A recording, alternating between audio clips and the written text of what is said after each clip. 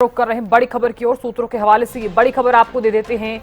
मुश्किल में फंसे हैं पूर्व मंत्री देवेंद्र बबली। अब बीजेपी से टिकट की तलाश में है देवेंद्र बबली। टोहाना से बीजेपी के टिकट के प्रयास में जुटे हैं देवेंद्र बबली। केंद्रीय मंत्री मनोहर लाल से देवेंद्र बबली ने बातचीत की है। कांग्रेस से पहले ही निराशा हाथ लग चुकी है। तो बड़ी जानकारी, कांग्रेस से पहले ही निराशा हाथ लग चुकी है। तो सूत्रों के हवाले से ये बड़ी खबर। मुश्किल में फंसे हैं पूर्व मंत्री देवेंद्र बबली। अब बीजेपी से टिकट की तलाश में है देवेंद्र बबली। टोहाना से बीजेपी की टिकट के प्रयास में जुटे देवेंद्र बबली। केंद्रीय मंत्री मनोहर लाल से देवेंद्र बबली ने बातचीत की है। बड़ी जानकारी आपको दे रहे हैं। देखिए, कांग्रेस से तो पहले ही निराशा जो है वो हाथ लग चुकी है। और खबर पर ज्यादा जानकारी लिए हुए मेरी सहयोगी अपराजिता श्री जुड़ गई हैं। अपराजिता, देखिए, कल भी हम इस विषय पर बातचीत कर रहे थे क्योंकि मुश्किल जो है देवेंद्र बबली की वो बढ़ती हुई नजर आ रही है, या यूं कहें कि बीच मझधार में फंस गए हैं।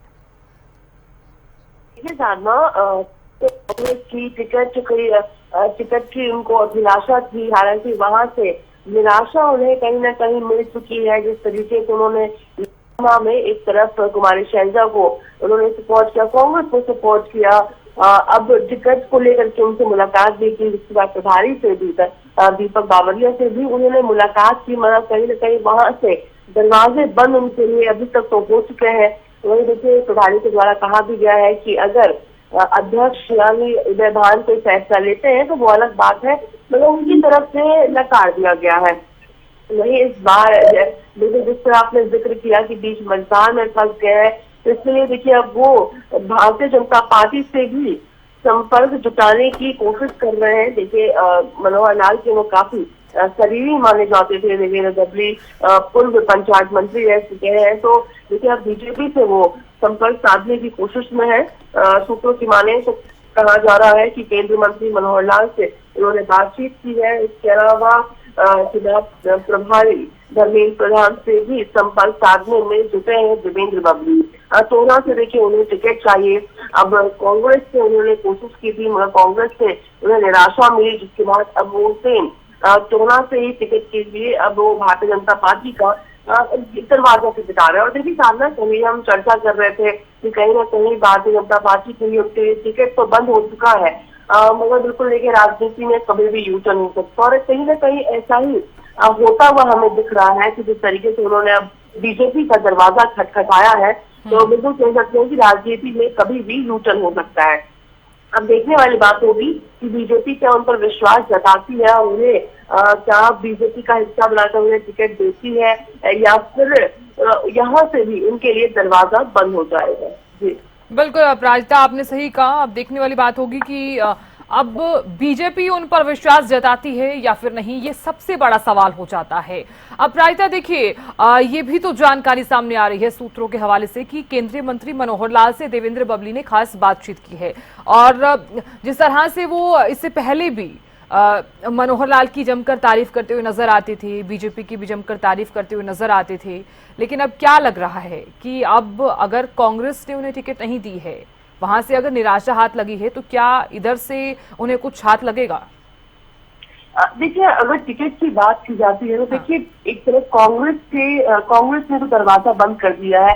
वही देखिए, अगर भारतीय जनता पार्टी की भी हम बात करते हैं तो देखिए पंचायती मंत्री रह चुके हैं देवेंद्र बबली, जिनके समय में जो ट्रेनिंग को लेकर के सरपंचों में काफी विरोध का उन्हें सामना करना पड़ा था। और देखिए, हमने भी देखा है किस तरीके से सरपंचों के एसोसिएशन के प्रदेश अध्यक्ष रणवीर सिंह ने कहा है कि जो भी पार्टी देवेंद्र बबली के साथ रहेगा, उन्हें टिकट देगी, हम सभी उसका विरोध करेंगे।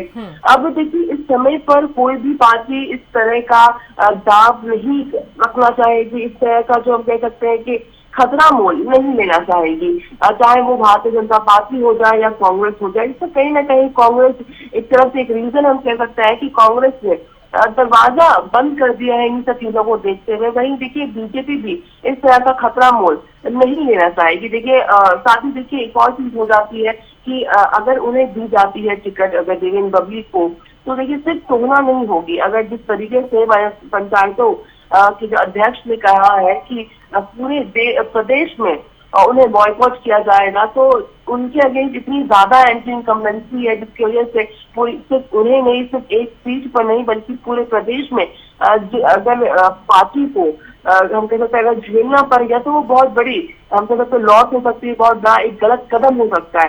तो इससे मद्देनजर भी भारतीय जनता पार्टी, हालांकि देखिए कॉन्टैक्ट किया गया है, क्या वो उसका फैसला लेती है वो खुद में देखना दिलचस्प रहेगा। हालांकि अभी तो बिल्कुल वो संपर्क साधने में लगे हुए हैं। जी बिल्कुल अपराजिता देखिए आपने सही कहा, क्योंकि जिस तरह से टोहाना के आसपास के जितने भी ग्रामवासी हैं वो लगातार देवेंद्र बबली का विरोध करते हुए नजर भी आती थी, और उनका भी साफ तौर पर ये कहना था कि अगर किसी भी पार्टी ने उन्हें टिकट दी तो हम उस पार्टी का भी विरोध करेंगे। अब ऐसे में चाहे भारतीय जनता पार्टी हो चाहे कांग्रेस हो, दोनों ही के जो पैरामीटर्स हैं वो ये रही हैं कि किसकी परफॉर्मेंस अच्छी रही है, किसकी छवि कैसी रही है, तमाम तरह की जो चीजें हैं वो लगातार देखी भी जा रही हैं।